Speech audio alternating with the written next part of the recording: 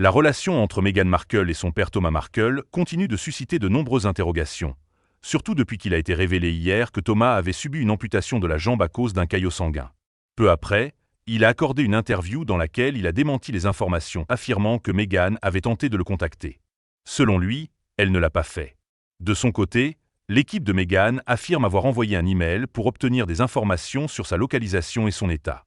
Beaucoup se demandent alors, pourquoi Meghan ne l'a-t-elle pas appelé directement, d'autant plus que Thomas affirme ne jamais avoir changé de numéro? Pour comprendre cette situation, il faut revenir 8 ans en arrière, à l'époque où Thomas avait eu un problème cardiaque. Il avait alors choisi d'annoncer la nouvelle au monde entier via les tabloïds. Meghan, inquiète, avait tenté de l'appeler. Mais quelqu'un qu'elle ne connaissait pas avait décroché et refusé de lui passer son père. Elle avait ensuite envoyé plusieurs SMS, dont elle a fourni les preuves, au même numéro, sans jamais recevoir de réponse. Depuis, pour Meghan, cette situation demeure confuse et douloureuse, ce qui explique en partie sa prudence actuelle. Dans sa récente interview, Thomas Markle a déclaré qu'il souhaitait que Meghan se rende aux Philippines pour lui rendre visite, ajoutant que ce n'était peut-être pas le bon moment pour parler de réconciliation.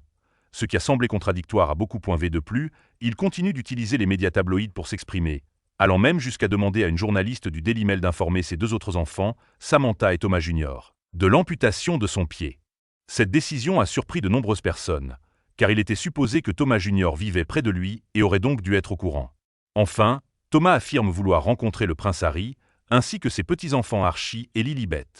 Pourtant, il a 5 autres petits-enfants qu'il n'a pas vus depuis des décennies. Cela conduit beaucoup à s'interroger. Pourquoi cette fixation sur Meghan et ses enfants? Une obsession qui, pour beaucoup d'observateurs, ne fait que creuser encore davantage le fossé entre eux.